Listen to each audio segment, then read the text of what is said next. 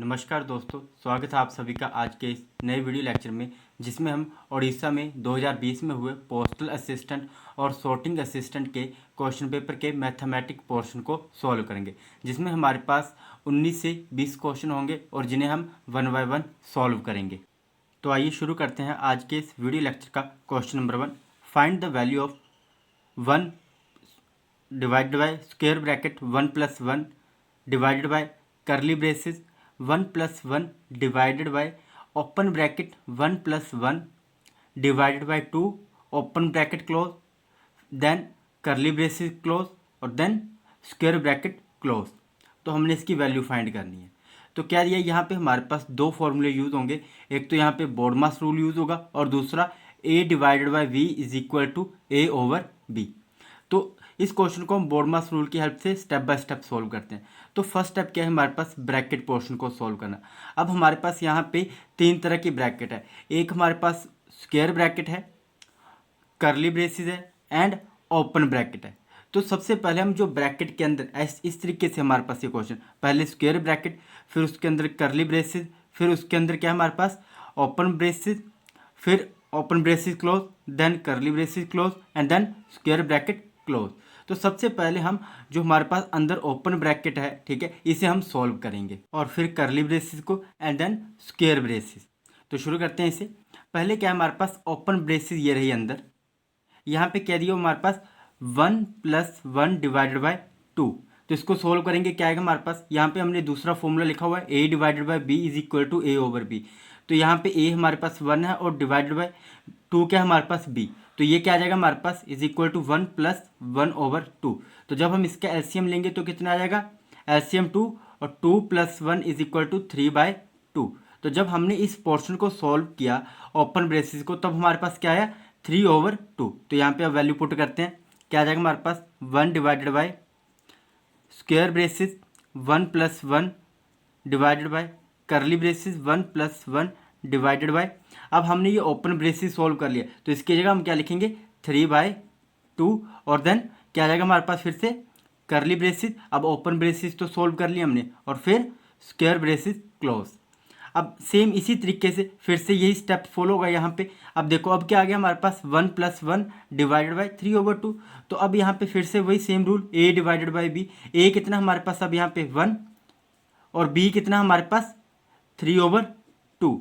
तो a/b is equal to 1/3/2। जब इसे सोल्व किया तो हमारे पास कितना आ गया 2/3। तो यहाँ पे कितना आ जाएगा 1 + 1 डिवाइडेड बाय 3/2 है। तो जब इसे हमने इस पार्ट को सोल्व किया तो हमारे पास कितना आ गया 1 + 2/3। इस पोर्शन की जगह कितना आया 2/3। अब फिर से एलसीएम लेंगे 1/1 + 2/3 का। तो 3 यहाँ पे कितना आएगा 3 + 2 इज इक्वल टू 5/3। तो कितना आ गया, अब हमने इस करली ब्रेसिस को सोल्व किया तो कितना आ गया 5/3। तो वैल्यू पुट करते हैं यहाँ पे 1 divided by square braces 1 + 1 divided bye, जब हमने इस करली ब्रेसिस को सोल्व किया तो कितना है 5/3। तो 5/3 और स्क्वायर ब्रैकेट क्लोज। अब फर्दर फिर से यही फॉर्मूला यूज होगा a divided by b is equal to a/b। तो क्या आ जाएगा हमारे पास यहाँ पे, क्या है हमारे पास यहाँ पे 1 + 1 डिवाइडेड बाय 5/3। तो ये हमारे पास a है और ये हमारे पास क्या है b। तो 1 + 1/5/3। तो इसे जब सोल्व किया तो कितना आ जाएगा 1 + 3/5 और एलसीएम लेंगे अब हम इसका, कितना आ जाएगा 5। तो 5 × 5 + 5 से 5 कैंसिल, तो कितना आ गया 3 इज इक्वल टू 5 + 3 8/5। अब हमने इस स्क्वायर ब्रैकेट को भी सॉल्व किया तो कितना है हमारे पास 8/5। तो 1 डिवाइडेड बाय 8/5। अब हमारे पास ये जो फॉर्म बची है ये कैसे बची है a डिवाइडेड बाय b की फॉर्म में। तो इसे सॉल्व करते हैं, कितना आएगा 1/8/5। तो इसे जब सॉल्व किया तो कितना आ गया 5/8। तो इस पूरे क्वेश्चन को सॉल्व करके हमारे पास कितना आंसर आया 5/8। तो देखते हैं यहाँ पे कौन सा ऑप्शन करेक्ट होगा। Option B is correct 5/8। Question number 2, the value of square bracket 0.9 minus curly bracket 2.3 minus 3.2 minus open bracket 7.1 minus 5.4 minus 3.5 open bracket close then curly bracket close and then square bracket close. तो इस question में हमारे पास क्या है, bracket के अंदर bracket है। तो ना इस क्वेश्चन को हम अकॉर्डिंग टू बोर्डमास रूल सोल्व करेंगे। तो बोर्डमास रूल में फर्स्ट स्टेप क्या है, ब्रैकेट को ओपन करना। बट यहाँ पे हमारे पास 3 तरह की ब्रैकेट है और ब्रैकेट के अंदर ब्रैकेट है। जैसे कि क्या दिया, पहले स्क्वायर ब्रैकेट और स्क्वायर ब्रैकेट के अंदर कुछ वैल्यू है, उसके अंदर फिर क्या है हमारे पास curly braces, then open bracket, फिर open braces close, then curly braces close and then square braces close. तो इस क्वेश्चन में हम क्या करेंगे, सबसे पहले जो इनसाइडर ब्रेसिस होगी या फिर सबसे अंदर जो इनसाइड में ब्रैकेट होगी उससे हम सोल्व करेंगे। तो यहाँ पे कौन सी ब्रैकेट है अंदर, ओपन ब्रैकेट। तो ओपन ब्रैकेट वाला जो पोर्शन होगा इसे हम पहले सोल्व करेंगे। तो क्या दिया हमारे पास यहाँ पे 7.1 माइनस 5.4 माइनस 3.5। तो यहाँ पे माइनस माइनस प्लस, तो 7.1 माइनस कितना आ जाएगा हमारे पास 5 प्लस 4 9.5 प्लस 3 8 8.9। इसे सोल्व किया तो कितना आ गया -9 माइनस 1 8.1। तो कितना आ गया हमारे पास 1.8। अब इस वैल्यू को हम यहाँ ओपन ब्रैकेट की जगह प्लेस करते हैं। तो कितना आ जाएगा हमारे पास 0.9 minus curly braces 2.3 minus 3.2 minus bracket में। अभी हमारे पास जो वैल्यू आई है ओपन ब्रेसिस को सोल्व करके वो हमारे पास माइनस में आई है, तो हम इसको ब्रैकेट माइनस में ही लिखेंगे, bracket minus 1.8 curly braces and then square braces close. अब माइनस माइनस क्या होता है प्लस, तो इसे सोल्व करते हैं। कितना आ जाएगा हमारे पास square braces 0.9 minus curly braces 2.3 minus 3.2 minus minus plus, तो कितना आ गया प्लस 1.8 देन करली ब्रेसिस फिर स्क्वायर ब्रेसिस। अब हम करली ब्रेसिस को सोल्व करते हैं। यहाँ पे क्या है हमारे पास 2.3 माइनस 3.2 प्लस 1.8। तो इन दोनों को ऐड करेंगे, कितना आ जाएगा हमारे पास 8 प्लस 3 11 1 2 प्लस 1 3 प्लस 1 4.1 और सब्ट्रैक्ट करेंगे किसे माइनस 3.2 को, तो कितना आ जाएगा हमारे पास 0.9। अब करली ब्रेसिस को जो सोल्व करके वैल्यू आई है उसे हम यहाँ पे पुट करते हैं। कितना आ जाएगा हमारे पास 0.9 माइनस 0.9। तो इन दोनों को सोल्व करके कितना आ गया हमारे पास 0। तो जब इस क्वेश्चन को हमने सोल्व किया तो उसकी वैल्यू कितनी आ गई 0। तो देखते हैं यहाँ पे कौन सा ऑप्शन करेक्ट होगा। Option C is correct 0। Question number 3, a number is increased by 20% and then it is decreased by 10%. The net increase or decrease percentage what? एक संख्या में 20% की वृद्धि की जाती है और फिर उसमें 10% की कमी की जाती है। शुद्ध वृद्धि या कमी प्रतिशत क्या है, ये हमने फाइंड करना है। तो जब भी हमारे पास इस प्रकार के क्वेश्चन आते हैं जहाँ पे इंक्रीज फिर डिक्रीज या फिर दोनों टाइम क्या होगा इंक्रीज होगा या फिर दोनों टाइम डिक्रीज होगा, इसे हम क्या बोलते हैं सक्सेसिव इंक्रीज और डिक्रीज। तो यहाँ पे हमारे पास इसी से रिलेटेड एक फॉर्मूला है, जब हमारे पास पहले इंक्रीज होता है और फिर डिक्रीज होता है। तो क्या फॉर्मूला है, X minus Y minus X Y over 100 bracket close %। अब इसमें हम वैल्यू पुट करते हैं, एक्स कितना है हमारे पास 20%, 20 माइनस वाई कितना है 10 माइनस एक्स वाई को मल्टीप्लाई करेंगे तो 20 मल्टीप्लाई 10 कितना होता है 200 ओवर 100 ब्रैकेट क्लोज और साथ में परसेंटेज का साइन, क्योंकि हमने परसेंट क्या कर लिया बाहर कॉमन निकाल लिया। तो इज इक्वल टू 20 माइनस 10 कितने होते हैं 10 और 2 0 से 2 0 कैंसिल आउट, ठीक है। अब माइनस क्या आ जाएगा हमारे पास 2, तो 10 माइनस 2 कितने होते हैं हमारे पास 8 इज इक्वल टू 8%।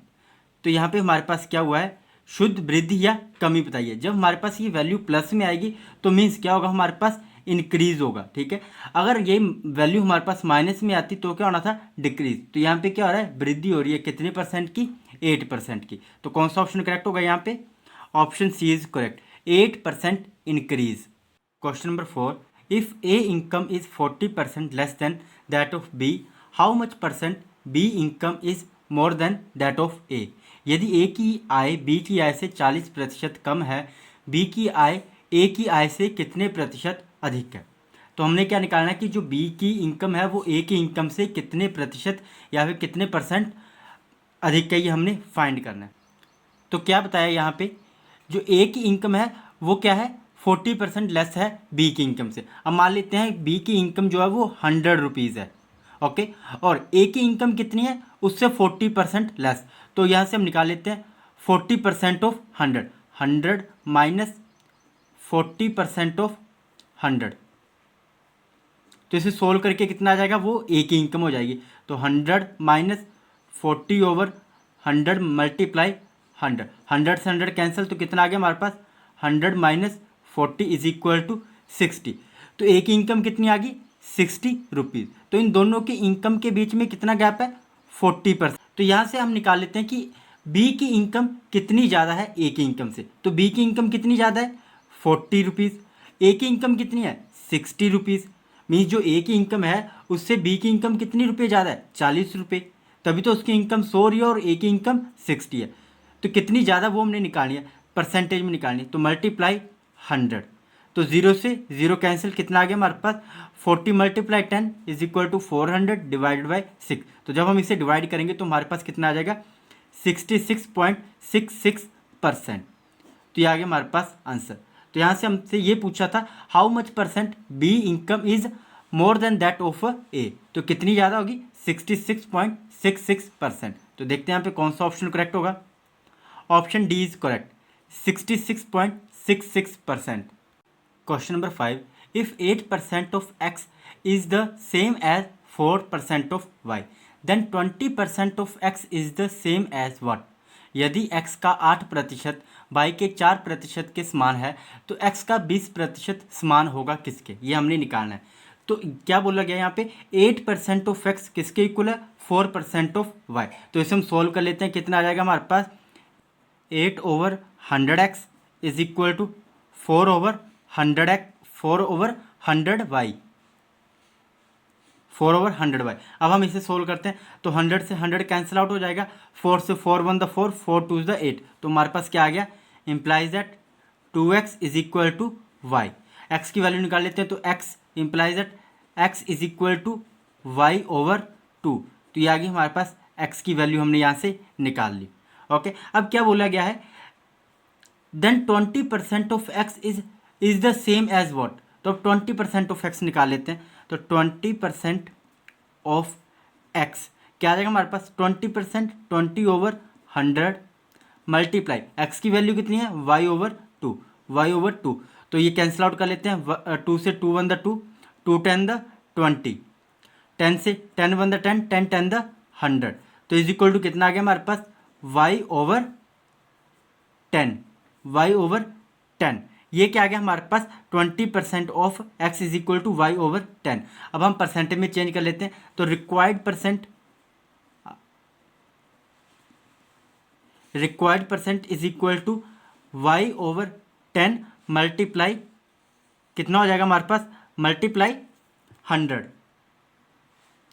10 1 द 10, 10 10 द 100 इज इक्वल टू कितना आ गया हमारे पास y इंटू 10%, या फिर हम इसे और किस तरीके से लिख सकते हैं 10% ऑफ y। तो ये हमने निकालना था, तो ये हमारे पास आंसर आ गया। तो देखते हैं यहाँ पे कौन सा ऑप्शन करेक्ट होगा।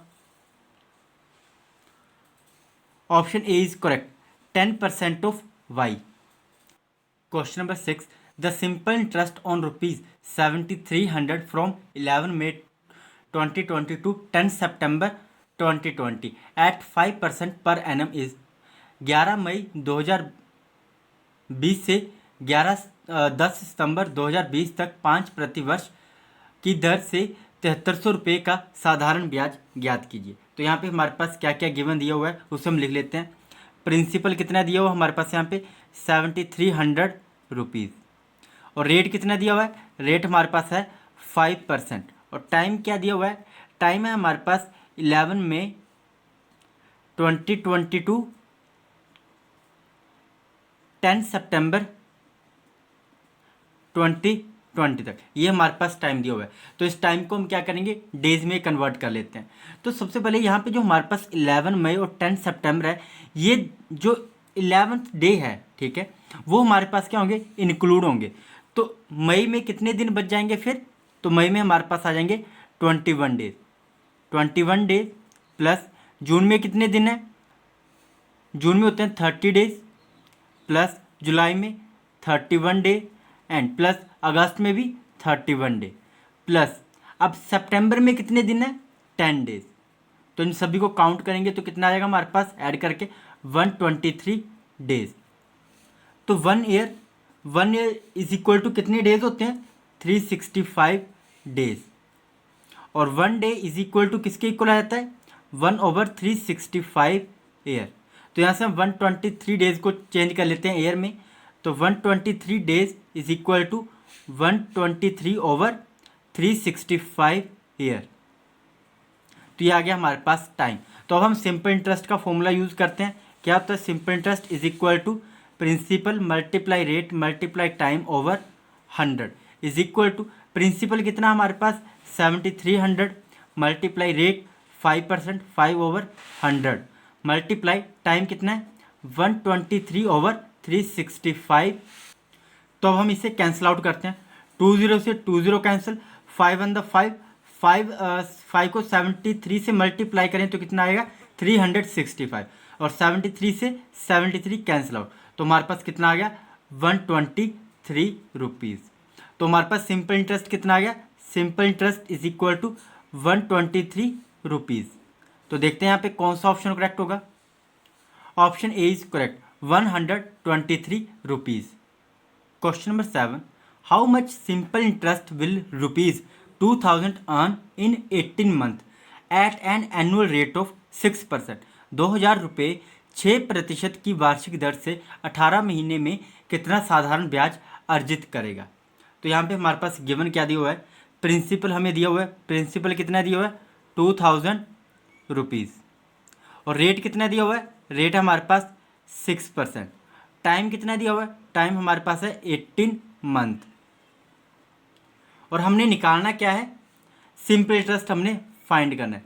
तो सिंपल इंटरेस्ट क्या हमारे पास, क्वेश्चन मार्क। तो सिंपल इंटरेस्ट निकालने का क्या फॉर्मूला होता है, अब जो हमारे पास ये टाइम 18 मंथ है इसको हम किस में चेंज करेंगे, ईयर में। तो क्या आ जाएगा हमारे पास, 18 को किससे डिवाइड करेंगे हम, 12 से।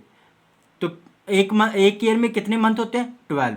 तो कितना आ जाएगा हमारे पास, 3 से करते हैं, 3 4 द 12, 3 6 द 18, फिर से 2 से, 2 3 the 6, 2 2 the 4 is equal to 3/2 year. तो टाइम कितना आ गया हमारे पास 3/2 ईयर। तो यहाँ से हम सिंपल इंटरेस्ट का फॉर्मूला यूज़ करते हैं, क्या होता है, principal multiply rate multiply time over 100।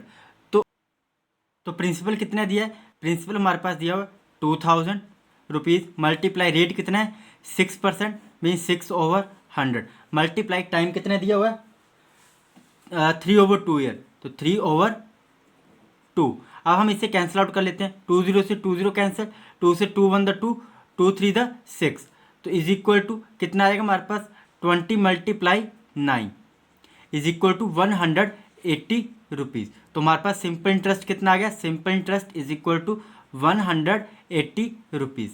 तो देखते हैं यहाँ पे कौन सा ऑप्शन करेक्ट होगा। Option B is correct, 180 rupees. Question number 8, the average of 9 number is 30, the average of first 5 number is 25 and that of the last 3 number is 35। What is the 6th number. 9 संख्याओं का औसत 30 है, पहली 5 संख्याओं का औसत 25 है और अंतिम 3 संख्याओं का औसत 35 है। छठी संख्या क्या है। तो यहाँ पे हमारे पास गिवन क्या दिया हुआ है, average of 9 number, average of 9 number is equal to कितना है 30। तो टोटल वैल्यू कितनी आ जाएगी 9 नंबर की, total value of 9 number is equal to 30 multiply 9 is equal to 270। Next क्या बताया गया, एवरेज ऑफ फर्स्ट 5 नंबर। तो average of first 5 number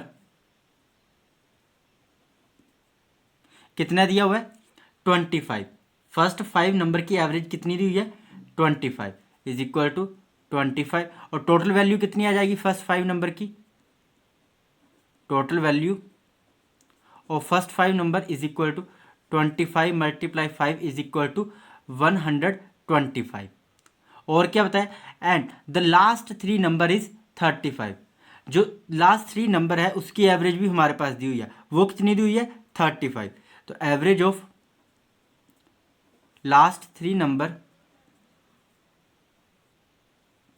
is equal to 35, और टोटल वैल्यू कितनी आ जाएगी फिर, total value of last three number is equal to 35 multiply 3 is equal to 3 5 the 15 5 3 3 the 9 plus 1 10 105। तो अब हमने क्या निकालना है, what is the sixth number. तो हमने क्या फाइंड करना है यहाँ पे, वैल्यू ऑफ सिक्स्थ नंबर निकालनी। तो निकाल लेते हैं, value of sixth number is equal to क्या आ जाएगा हमारे पास, जो हमारे पास टोटल वैल्यू आई है, फर्स्ट एवरेज ऑफ जो टोटल वैल्यू आई है 9 नंबर की, वो कितनी आ गई हमारे पास 270।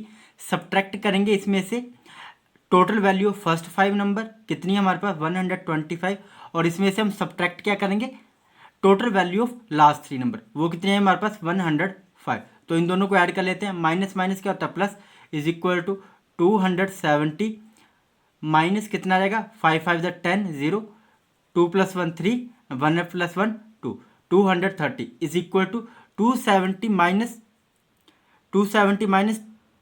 230 कितना हो जाएगा हमारे पास, इज इक्वल टू 40। तो जो सिक्स्थ नंबर होगा वो क्या होगा 40 के इक्वल होगा। तो देखते हैं यहाँ पे कौन सा ऑप्शन करेक्ट होगा, ऑप्शन सी इज करेक्ट। तो वो छठी संख्या क्या है, वो छठी संख्या क्या है हमारे पास 40। Question number 9, the average of run of a cricketer player of 10 inning was 32, how many run must be make in the next inning so as to increase his average of run by 4। 10 पारियों में एक cricket खिलाड़ी के रनों का औसत 32 था, उसके रनों के औसत में 4 की वृद्धि करने के लिए अगली पारी में कितने रन बनाने होंगे। तो यहाँ पे हमारे पास क्या दिया हुआ है, गिवन एवरेज रन दिए हुए हैं, एवरेज रन इन 10 इनिंग कितने दिए हुए हैं 32 रन, ये एवरेज रन दिए हुए हैं। तो टोटल रन कितने आ जाएंगे 10 इनिंग्स में, total run in 10 inning is equal to 32 multiply 10 is equal to 320 run. अब नेक्स्ट क्या बोला हुआ है, नाउ 11th इनिंग, जब वो 11वीं पारी खेलेगा तो उसकी जो एवरेज होगी वो 4 रन से बढ़ जाएगी। पहले कितनी थी एवरेज 32, और अब कितनी बढ़ जाएगी 4 रन, तो कितनी होगी 36 रन। तो जब वो अपनी 11th इनिंग खेलेगा तो बाकी सभी जो इनिंग है उनकी एवरेज कितनी हो जाएगी 36 रन पर इनिंग। तो अब हमने निकालना क्या है कि वो कितने रन बनाएगा। मान लेते हैं let he need a score x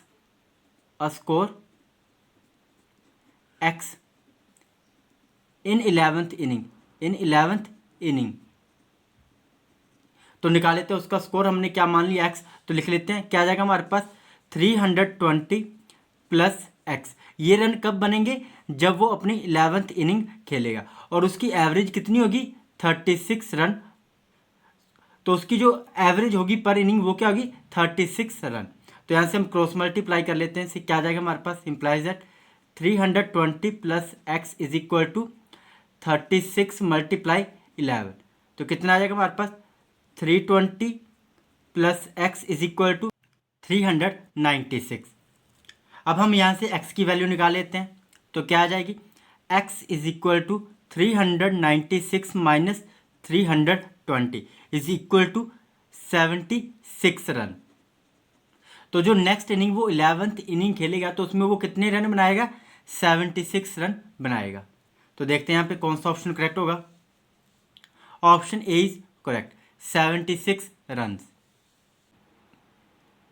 question number 10, of 3 numbers the first is twice the second and the second is thrice time the third. If their average is 100, the largest of the 3 number is what? 3 संख्याओं में से पहली दूसरी से 2 गुनी है और दूसरी तीसरी से 3 गुनी है। यदि उनका औसत 100 है तो 3 संख्याओं में सबसे बड़ी संख्या क्या होगी। तो यहाँ हमारे पास क्या दिया हुआ है, तो जो हमारे पास थर्ड नंबर है उससे हम x मान लेते हैं। Let third number b is equal to X. अब यहाँ पे क्या बोला गया है, the first is twice the second.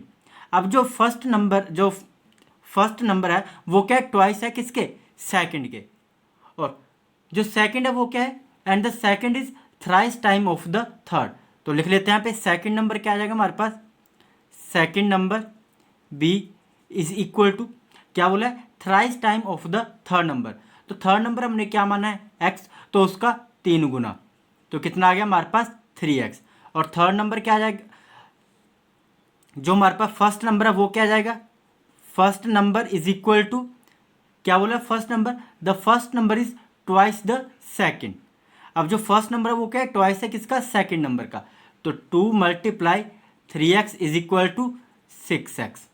तो थर्ड नंबर हमने क्या माना, x, तो उसकी हेल्प से हमने सेकेंड नंबर निकालिया और फर्स्ट नंबर निकालिया। और अब इन तीनों का एवरेज कितना दिया हुआ है, 100।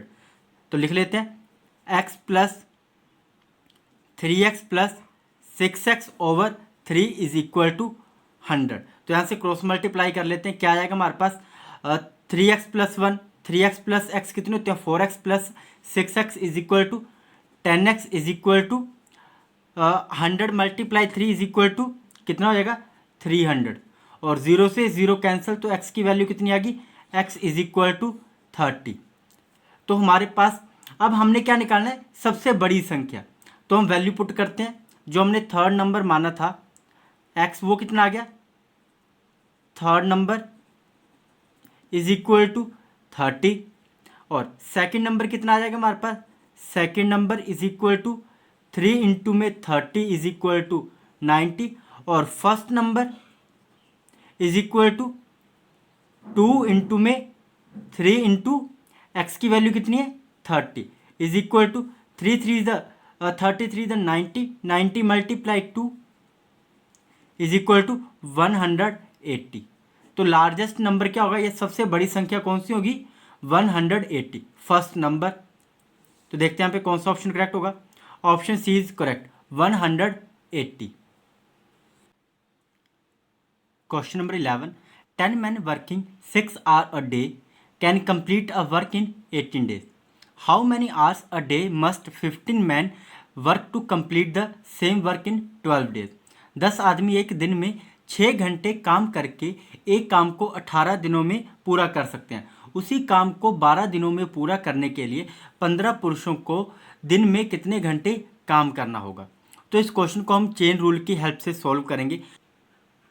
तो चेन रूल क्या होता है, यहाँ पे M1 क्या है हमारे पास, मैन, D1 क्या है हमारे पास, डे, और T1 क्या आ जाएगा हमारे पास, टाइम, और W1 क्या आ गया हमारे पास, वर्क, इज इक्वल टू किसके इक्वल हो गए, M2 D2 T2 / W2। और यहाँ पे जो हमारे पास वर्क है वो क्या दिया हुआ है, same, means W1 is equal to W2 is equal to 1। तो हम इसमें वैल्यू पुट करते हैं। फर्स्ट केस के लिए मैन कितने हैं, 10 मैन मल्टीप्लाई कितने डे, 1, कितने दिनों में काम को ख़त्म कर रहे हैं वो, 18 डेज में, मल्टीप्लाई टाइम, 1 डे में वो कितने आवर काम कर रहे हैं, 6 आवर, ओवर वर्क कितना है, 1 इज इक्वल टू सेम दूसरी तरफ मैन कितने हैं, यहाँ पे जो मैन है वो कितने, 15, मल्टीप्लाई कितने दिनों में वो काम को ख़त्म करेंगे, 12 दिनों में, 12 डेज में, मल्टीप्लाई। अब हमने यहाँ पे फाइंड क्या करना है कि वो 12 दिनों में तो काम को ख़त्म करेंगे, पर 12 दिनों में वो कितने आवर्स में वो काम ख़त्म करेंगे। तो यहाँ पे क्या आएगा हमारे पास, आर, ये हमने फाइंड करना, और वर्क कितना है, 1। तो यहाँ से हम आर की वैल्यू निकाल लेते हैं, क्रॉस मल्टीप्लाई करते हैं, 10 man multiply 18 days multiply 6 hour over 15 man multiply 12 day is equal to R. तो कैंसिल आउट करते हैं यहाँ पे, 6 से 6 1 द 6, 6 2 द 12, डे से डे कैंसिल हो जाएंगे, मैन से मैन कैंसिल हो जाएंगे, 2 से 2 1 द 2, 2 9 द 18, फिर 3 से 3 5 द 15, 3 3 द 9, 5 1 द 5, 5 2 द 10। तो कितना आ गया हमारे पास, is equal to implies that 6 hour, कितना आ गया हमारे पास, 6 आवर। तो देखते हैं यहाँ पे कौन सा ऑप्शन करेक्ट होगा, ऑप्शन ए इज करेक्ट। तो क्या होगा यहाँ पे, 12 दिनों में पूरा करने के लिए 15 पुरुषों को दिन में कितने घंटे काम करना होगा, तो उन्हें दिन में 6 घंटे काम करना होगा। Question number 12, two pipe A and B can fill a tank in 20 minutes and 30 minutes respectively. If both pipes are open together, the time taken to fill the tank is what? दो pipe A और B एक tank को क्रमशः 20 minute और 30 minute में भर सकते हैं। यदि दोनों पाइपों को एक साथ खोल दिया जाए तो टैंक भरने में लगने वाला समय क्या होगा? तो यहाँ हमें क्या क्या गिवन दिया वो लिख लेते हैं।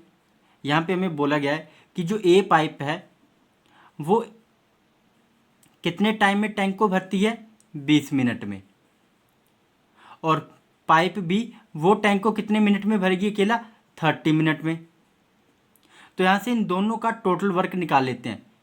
तो टोटल वर्क क्या होता है? LCM of 20 and 30। तो इन दोनों का एलसीएम कितना आएगा हमारे पास? 60 यूनिट। तो ये क्या आ गया हमारे पास?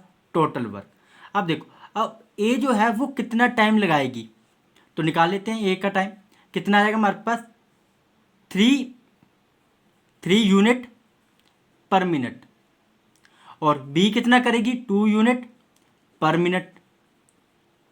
मीन्स 1 मिनट में वो 3 यूनिट काम करेगी पाइप, और बी कितना करेगी? 2 यूनिट 1 मिनट में। तो यहाँ से हम निकाल लेते हैं, अगर वो दोनों एक साथ एक टैंक में ओपन की जाती हैं तो उनका निकाल लेते हैं। A plus B is equal to, इनका टोटल वर्क कितना आ जाएगा हमारे पास? 3 + 2 is equal to 5 unit per minute. तो 1 मिनट में वो कितना काम करेंगे? 5 यूनिट काम करेंगे। तो हमने निकालना क्या? टाइम निकालना है जब वो दोनों पाइप एक साथ एक टैंक में ओपन की जाएंगी।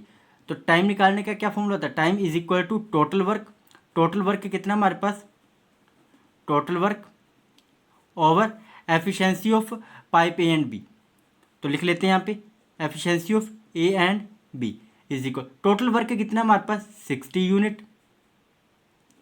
और efficiency of A and B की कितनी है?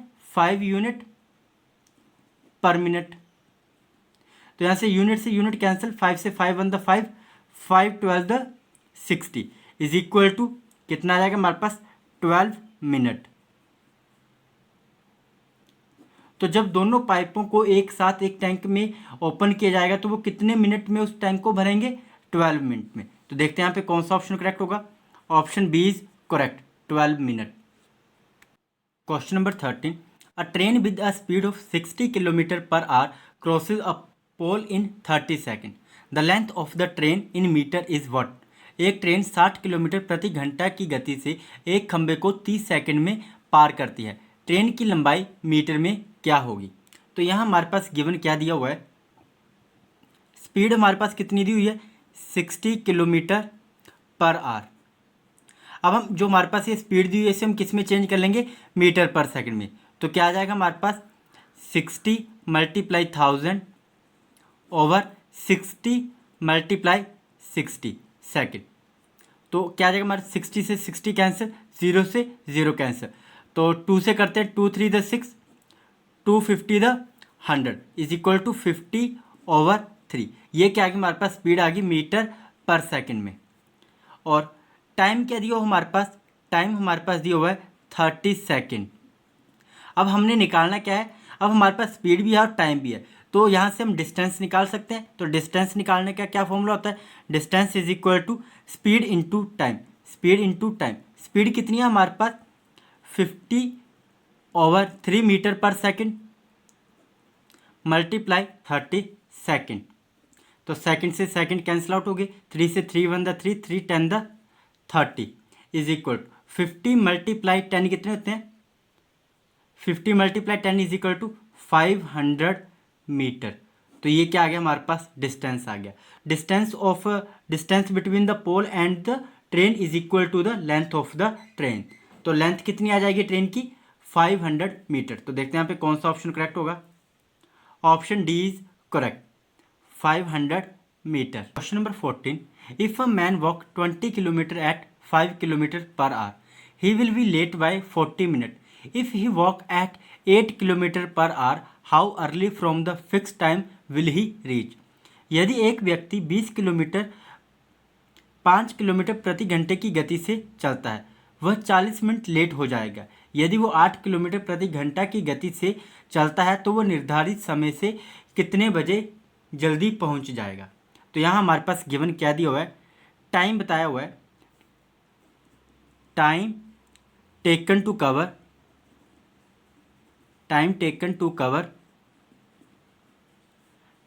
20 किलोमीटर विद स्पीड कितनी है, 5 किलोमीटर पर आवर की स्पीड से। तो कितना आ जाएगा हमारे पास, 20/5 किलोमीटर पर आवर, 20 किलोमीटर। तो किलोमीटर से kilometre cancel, 5 on the 5, 5 for the 20 is equal to 4 hour. तो 20 किलोमीटर डिस्टेंस अगर वो 5 किलोमीटर पर आवर की स्पीड से ट्रैवल करेगा तो वो कितने घंटे में वो डिस्टेंस को कवर करेगा, 4 आवर में। अब लेट कितने मिनट से हो रहा है वो, let y is equal to 40 minute. Then original time क्या आ जाएगा, original time is equal to, अब 4 आवर में कितने मिनट होंगे, 240 मिनट, और इसमें से जितने मिनट वो लेट हुआ उसे हम सब्ट्रैक्ट करेंगे -40 इज इक्वल टू कितना आ गया हमारे पास, आ गया हमारे पास अब 200 मिनट। अगर हम इसको आर में चेंज करें तो कितना आ जाएगा हमारे पास, 3 आवर 20 मिनट। अब और क्या बोला हुआ है, time taken to cover with, अब नेक्स्ट स्टेप में क्या बोला, अगर वो 8 किलोमीटर पर आवर की स्पीड से डिस्टेंस को कवर करता है तो लिखते हैं यहाँ पे, time taken to cover distance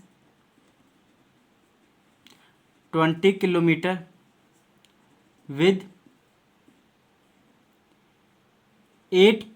speed 8 kilometre per hour. तो क्या आ जाएगा हमारे पास, 20 kilometre over 8 kilometre per hour. तो 4 से करते हैं, 4 to the 10, 4 5 the 20 is equal to कितना आ जाएगा, 2 से 2 to the 4 point 2 5 the 10 is equal to 2.5 hour. तो अगर वो जब 8 किलोमीटर पर आवर की स्पीड से 20 किलोमीटर डिस्टेंस को कवर करेगा तो वो कितने टाइम में कवर करेगा, 2.5 आवर में।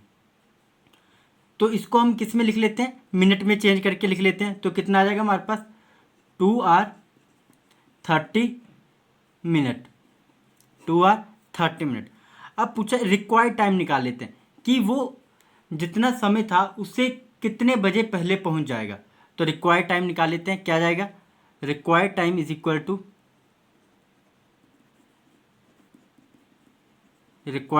Equal to 3 hour 20 minute minus करेंगे 2 आवर 30 मिनट। तो यहाँ पे हमारे पास कितना आ जाएगा, इसे हम मिनट में चेंज कर लेते हैं। तो हमारे पास कितना आएगा, 200 minute minus 150 minute is equal to कितना आ गया, 50 मिनट।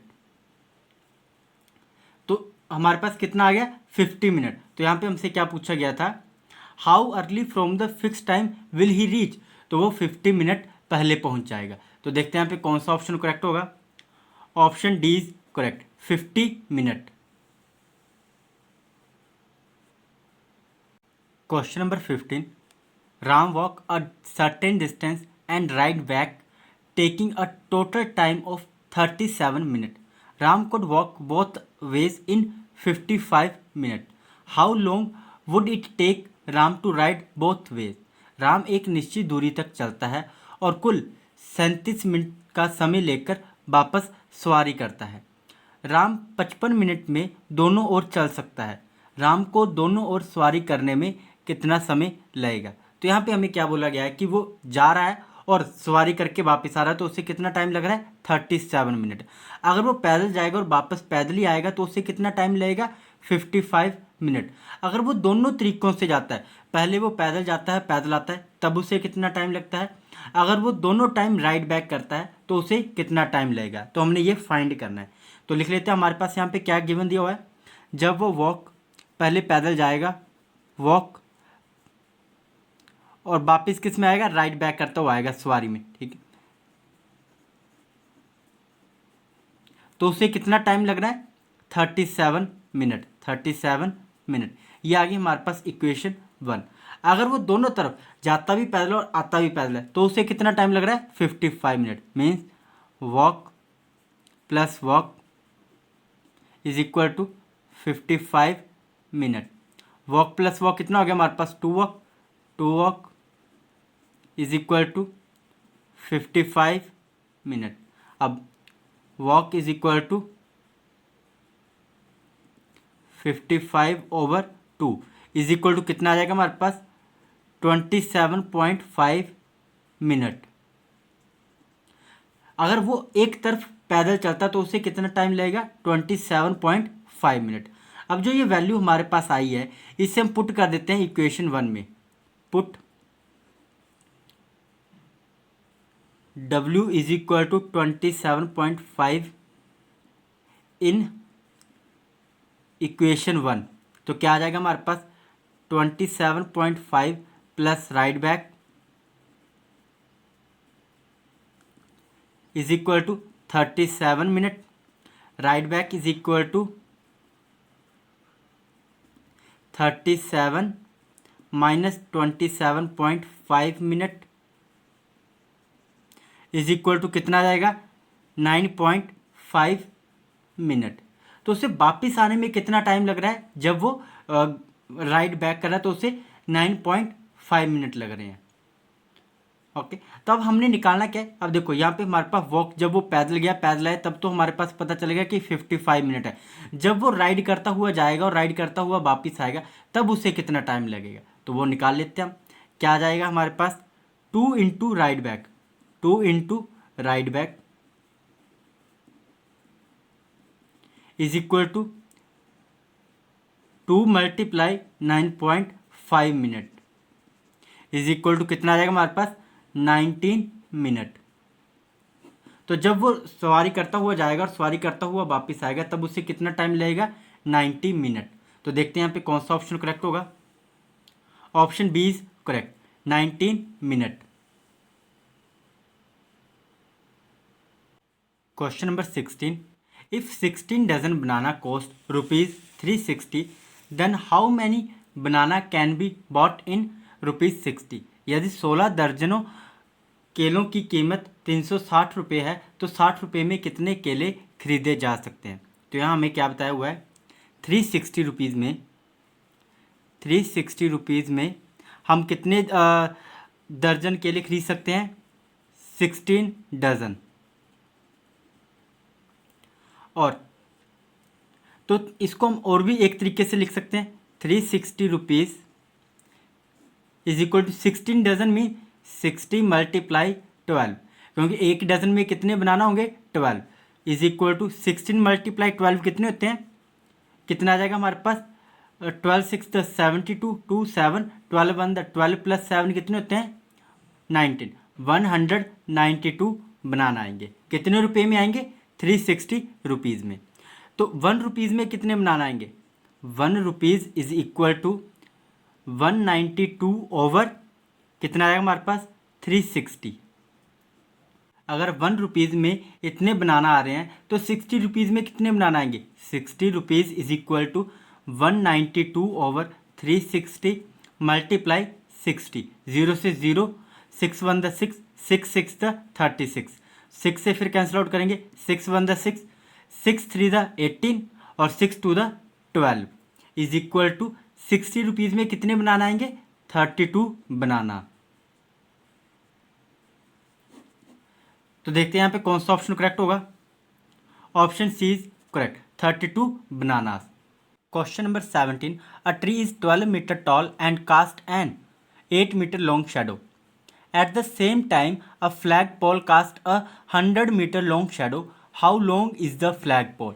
एक पेड़ 12 मीटर लंबा है और इसकी छाया 8 मीटर लंबी है। उसी समय एक ध्वज ध्रुव 100 मीटर लंबी छाया डालता है। झंडा पोल कितना लंबा है। तो यहाँ हमारे पास क्या दिया हुआ है, जो हमारे पास 12 मीटर ट्री है वो कितनी शैडो दे रहा है, 8 मीटर। तो लिखते हैं यहाँ पे 8 मीटर शैडो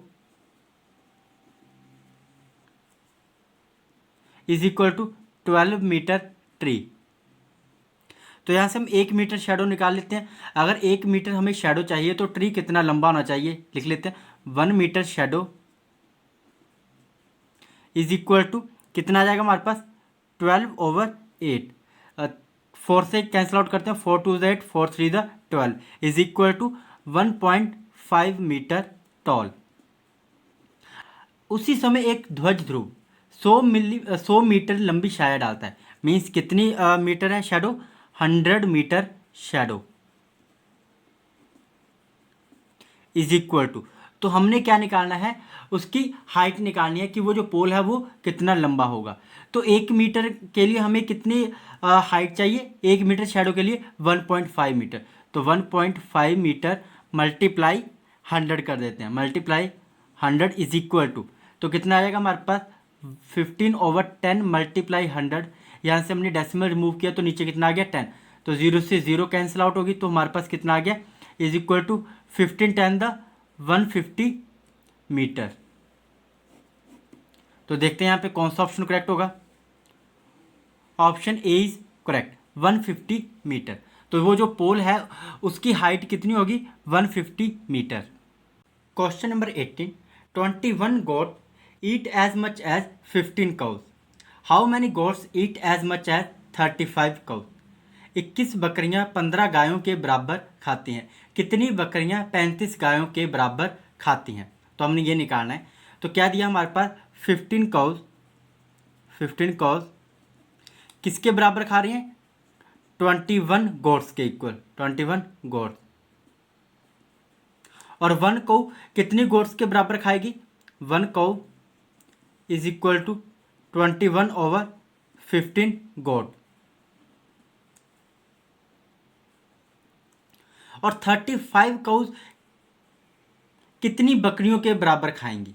तो देखते हैं यहाँ पे 35 cow is equal to 35 cow is equal to 21/15 multiply 35, क्या आ जाएगा 35 गोट्स इज इक्वल कितना आ जाएगा हमारे पास। अब 15 से कैंसिल आउट करते हैं, 5 से, 5 3 15, 5 7 35, 3 1 3, 3 7 21 इज इक्वल टू 7 7 49 गोट्स। तो 35 गाय जो है अपना, जो 35 गाय चारा खाएंगी वो किसके, कितने बकरियों के चारे के इक्वल खाएगी, 49 गोट्स के इक्वल। तो देखते हैं यहाँ पे कौन सा ऑप्शन करेक्ट होगा। Option B is correct, 49 goats.